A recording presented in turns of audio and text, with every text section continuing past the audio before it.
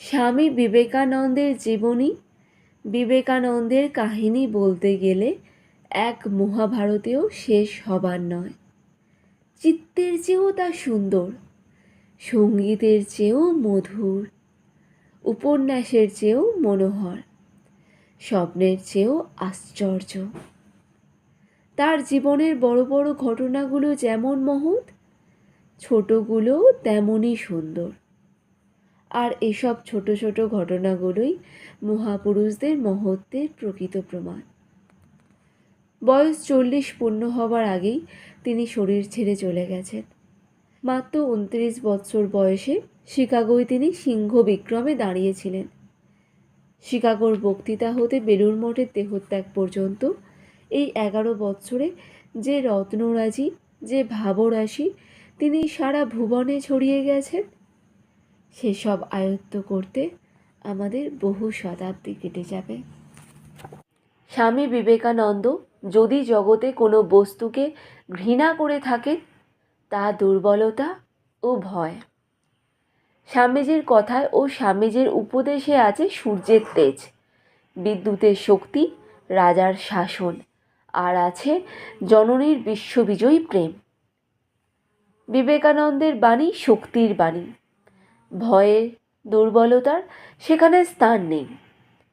বিবেকানন্দের কথায় ঘুমন্ত মানুষ জেগে ওঠে, মৃত পায় প্রাণ, অন্ধের চোখ ফোটে, কুঁড়ে হয় বীর। যাদের অন্তরে নিজের উন্নতির জন্য, সমাজের উন্নতির জন্য, দেশের উন্নতির জন্য স্বাদ আছে, বিবেকানন্দের বাণী তাদের কাছে অমৃতের মতো। ভয়ের, দুর্বলতার, কাপুরুষতার যুগ শেষ হয়ে গেছে। নবীনের দল নব উৎসাহে, নব প্রাণে, নব আশায় আজ জেগে উঠেছে। বিশ্ববিজয়ী বিবেকানন্দের নতুন নতুন ছবি জননীর কোল আলো করে দেশের ঘরে ঘরে জন্মগ্রহণ করুক। স্বর্গের চেয়েও বড়, স্বর্গের চেয়েও প্রিয় আমাদের জননী জন্মভূমির মুখে আনন্দে গৌরবে হাসি ফুটে উঠবে। মহানিশির অবসান হয়ে আমাদের জন্মভূমির আকাশ বাতাস নবীন উষার অরুণ আলোকে আলোকিত হয়ে উঠবে। স্বামী বিবেকানন্দের মূল বাণীটি কী? স্বামী বিবেকানন্দের বক্তৃতা, কথাবার্তা, চিঠিপত্র, কবিতা, তাহার সব কিছুই the complete works of Swami Vivekananda এর 9টি খণ্ডে প্রকাশিত হয়েছে।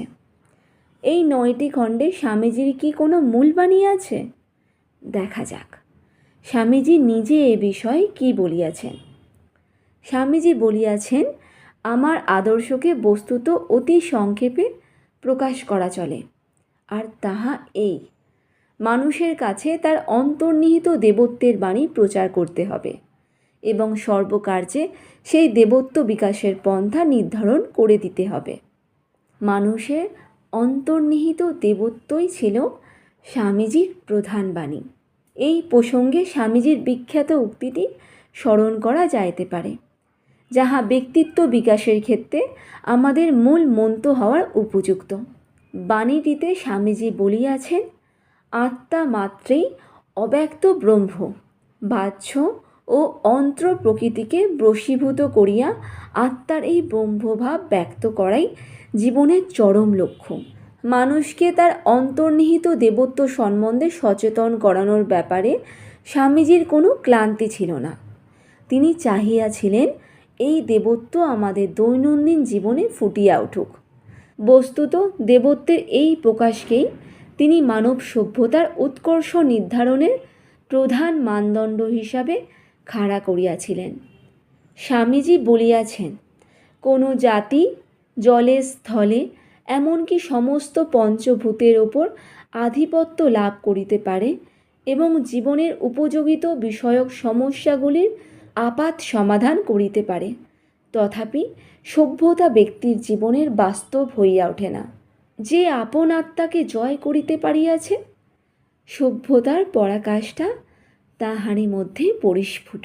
এই জগৎটা যেন একটা ব্যায়ামাগার, জীবাত্মা এখানে নানান কসরত করিয়া নিজেকে ক্রমশ দেবত্বে উন্নীত করিতেছে। অতএব সব কিছুর মূল্যই নির্ধারিত হইবে কাহার ভিতর কতটা দেবত্বের প্রকাশ হইয়াছে। মানুষের মধ্যে সেই দেবত্বের প্রকাশকেই সভ্যতা বলে। আমাদের এই দেবত্বই অনন্ত অস্তিত্ব, অনন্ত জ্ঞান এবং অনন্ত আনন্দের ভাণ্ডার। এই দেবত্ব যত বিকশিত এবং প্রকাশিত হইতে থাকে ততই আমরা শাশ্বত সুখ অনুভব করি এবং পরম জ্ঞান আমাদের কারায়ত্ত হয়। আমাদের সবচেয়ে বেশি দরকার নিজের ওপর বিশ্বাসী হওয়া। এমনকি ভগবানে বিশ্বাস করবারও আগে সবাইকে আত্মবিশ্বাসী হতে হবে। দুঃখের বিষয়, আমরা ভারতবাসীরা প্রতিদিন এই আত্মবিশ্বাস হারাচ্ছি। সংস্কারকদের বিরুদ্ধে সেখানেই আমার আপত্তি। আমাদের চাই এই শ্রদ্ধা। দুর্ভাগ্যক্রমে ভারতবর্ষ থেকে এই শ্রদ্ধা প্রায় অন্তর্হিত হয়েছে। সেই জন্যই আমাদের এই বর্তমান দুর্দশা। মানুষে মানুষে প্রভেদ এই শ্রদ্ধার তারতম্য নিয়ে, আর কিছুতেই নয়। এই শ্রদ্ধার তারতম্যই কেউ বড় হয়, কেউ ছোট হয়। আমার গুরুদেব বলতেন, যে নিজেকে দুর্বল ভাবে সে দুর্বলই হবে। এ অতি সত্য কথা। এই শ্রদ্ধা তোমাদের ভিতর প্রবেশ করুক। পাশ্চাত্য জাতি জড় জগতে যে আধিপত্য লাভ করেছে তা এই শ্রদ্ধার ফলে। তারা শারীরিক শক্তিতে বিশ্বাসী। তোমরা যদি আত্মাতে বিশ্বাসী হও তাহলে তার ফল আরো অদ্ভুত হবে।